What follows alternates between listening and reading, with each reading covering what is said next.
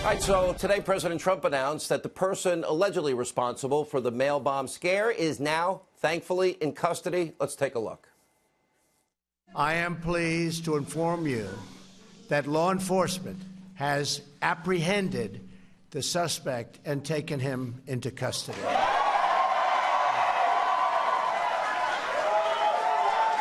It's an incredible job by law enforcement. We've carried out a far-reaching federal, state, and local investigation to find the person or persons responsible for these events. These terrorizing acts are despicable and have no place in our country. No place. I've instructed authorities to spare no resource or expense in finding those responsible and bringing them to swift and certain justice. We must never allow political violence to take root in America. Cannot let it happen. And I'm committed to doing everything in my power as president to stop it, and to stop it now. Amen. And tonight, federal officials, they are continuing their important investigation, but thanks to their hard work, their dedication, their determination, here's what we know about this suspect. His name, Cesar Sayoc. Now, he's a middle-aged Florida resident with an extremely long criminal track record, including multiple counts of theft, drug charges, illicit steroid use, and much more. He was even charged with making a bomb threat back in 2002. And throughout his life, Sayoc has accumulated dozens of felony and misdemeanor charges. And he reportedly filed for bankruptcy in 2012 when he lived with his mother. Now, his van was covered with dozens of bizarre bumper stickers, including many that were derogatory, some threatening to Democrats. His multiple social media accounts were equally odd, very disturbing. And as you can see, this is the picture of an irrational man who is deeply, deeply troubled.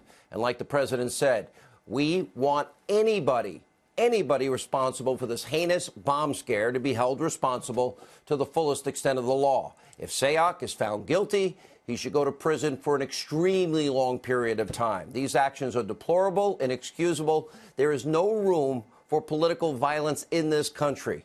We solve our problems, like in 11 days, at the ballot box. And as I've said many times, this is a very serious story, but over the course of this week, what we have seen, what we have witnessed in the mainstream media and the left has been downright disgraceful. Before ever even knowing who was responsible for this heinous act, the media started playing the blame game, rushing to judgment as usual. They put facts last. They rushed to judgment, and they did anything and everything possible to link President Trump and anyone who supports him to this act of terrorism. Even the graphics on fake news CNN blaming Trump, calling the would-be bomb victim, quote, Trump's targets. Trump's targets, believe it or not. The vitriol was far worse on air. Now, watch from just the past 24 hours. It should make your heart, well, sink. But the list of targets was right out of Trump's relentless rhetorical playbook. The bomber's enemies were his enemies. He has said so again and again and again. Everybody should stop pretending that Trump doesn't really know what he's doing.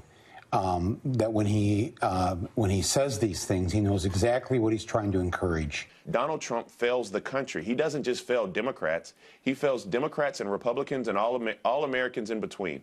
He's refused to in any way acknowledge what role his rhetoric may have played in cultivating the current political climate. This president has an obligation to stop picking on reporters. The president has created a culture of comfort for violent rhetoric and actual violence. He spends most of his time at his rallies throwing verbal bombs at all the people that receive these bombs in the mail. And one fake news CNN political analyst even blaming yours truly for the bomb scare, especially as it relates to Robert De Niro. This is a disgrace. Watch this.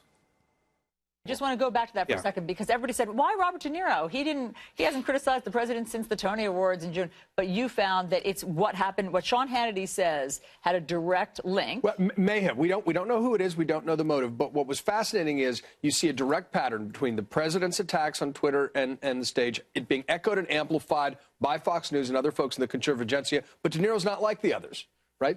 Why Robert De Niro?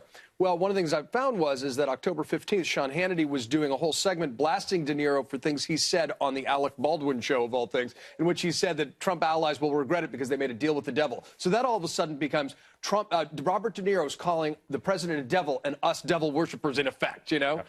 It's the playing the victim card, but it was top of mind 10 days ago. And it's interesting to see what is that when we find out who this is. Now, John Avlon is both lying and he's ignorant and, frankly, recklessly irresponsible. Now, he is the walking embodiment of why so many Americans just don't trust the media, why they chant CNN sucks. Maybe you should actually watch a full episode of Hannity or listen to my radio show.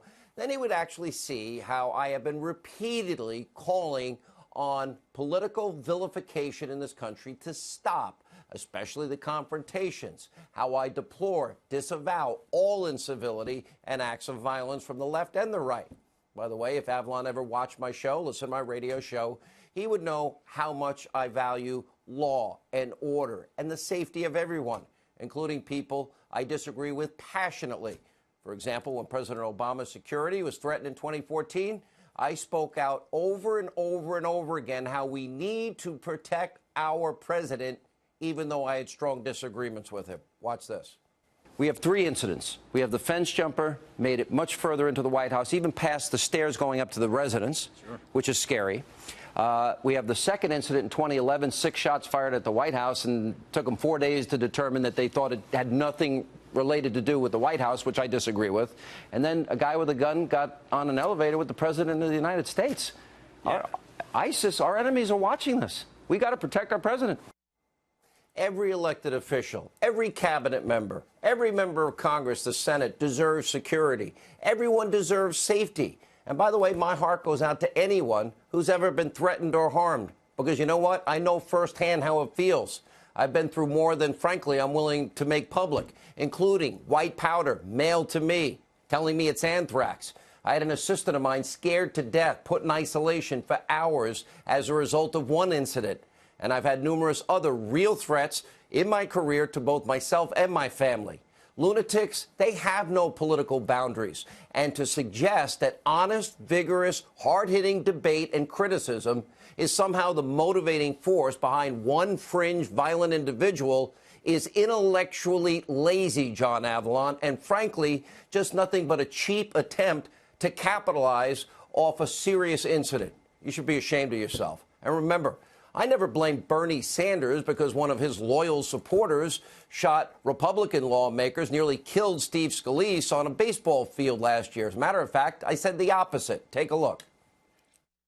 I'm not blaming Bernie Sanders. No, of course Bernie Sanders supporters. No, this was one nut. Remember the Bernie Sanders supporter? The one that targeted Republicans at baseball practice, leaving Congressman Steve Scalise fighting for his life? Well, was the media blaming Democrats for that? No. And by the way, they shouldn't have. And I don't blame Bernie either.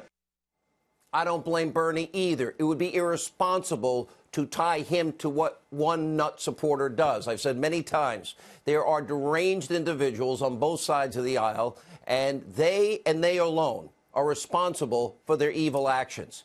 And by the way, this brings us to our next point, the left's double standard. While the mainstream media now condemns what they see as destructive rhetoric from only the right, they may want to reflect inward first. Per usual, in just the past 24 hours alone, the anti-Trump vitriol from the mainstream destroy Trump media has been downright despicable, and we've got the tape. Take a look.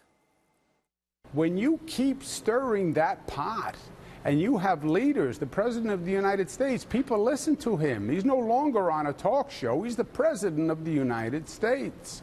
And this is whipping up people, and you will see people respond. He was elected to be president of the United States, not, a mental patient. This is just escalating, and it's only probably going to get worse if he doesn't change his tone. Maybe they should be lecturing Maxine Waters and company. Create a crowd, follow them into grocery stores, department stores, gas stations. They're not wanted anywhere anymore. And what you just saw is nothing new, because the left's hatred of all things Trump has been boiling over since the day he and Melania came down the escalator. Here's just a small sampling of the insanity.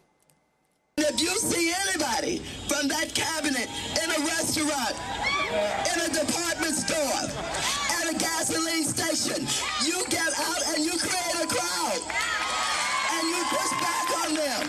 And you tell them they're not welcome. You cannot be civil with a political party that wants to destroy what you stand for, what you care about. Michelle says that, when they go low, we go high. No. When they go low, we kick. How dare he say the things he does? Of course I want to punch him in the face. Right. I want to send the military to the White House to get him. Yes, I have thought an awful lot about blowing up the White House. When was the last time an actor assassinated a president? It's been a while. And maybe it's time. Tyrants, number one, want to denigrate the people that go out, the fourth estate, the journalists who go out and try to determine what the truth is. I want to read the definition of treason. When do we see almost a shadow government come out and say, we cannot side with the government? We're oddly influential with the guy who wants to kill us. There's a sign out there that's been hung up in the White House or outside the White House saying, if you're not white, you're not especially welcome. So you know what? Yeah, with rhetoric like that, it's kind of odd that they're now blaming Donald Trump and his allies for the actions of a lunatic, especially since multiple deranged far-left individuals have been what? We've been watching now for weeks, harassing, attacking, threatening Republicans all over the country. Just in recent weeks, we've been warning you, Rand Paul's been warning you, something horrible's going to happen. Doesn't matter if it's left or right, but the left's silence when it's their side has been deafening and worse. And some elected officials actually sent out marching orders to harass, intimidate cabinet officials, elected officials, and candidates. White powder mailed to the president, President Trump, Secretary of Defense Mattis, FBI Director Wray, CIA Director Haspel. That's just 3 weeks ago. President's son, who was also targeted with a suspicious package. Don Jr.'s ex-wife hospitalized because of that package. A truck with a Trump bumper sticker, that was set on fire. You have 2 Republican candidates in Minnesota were punched. One a woman, another a man with severe injuries. He's cold-cocked from behind. 6 weeks, bad concussion. A Republican campaign manager in Nevada, that he was assaulted. There were dozens more incidences of vandalism, assault, harassment, including top Republicans stalked in airports, run out of restaurants repeatedly. We've shown you this videotape. And while we constantly condemn acts of violence on both sides of the aisle, when something happens to a conservative, well, Democrats have been missing in action, noticeably silent. We're going to have a lot more on this throughout the show. But first, more big news on the looming crisis at our southern border tonight. The migrant caravan continues to move north even as we speak. Defense Secretary Mattis just approved a request to send even more troops to the border. Now at least 800 soldiers are officially being dispatched to bolster the efforts of our Border Patrol agents. President Trump recently told the migrants in the caravan, said it again tonight, turn back. And now he is reportedly mulling an executive order to bar entry of all migrants at the U.S.-Mexico border, which he has the authority to do.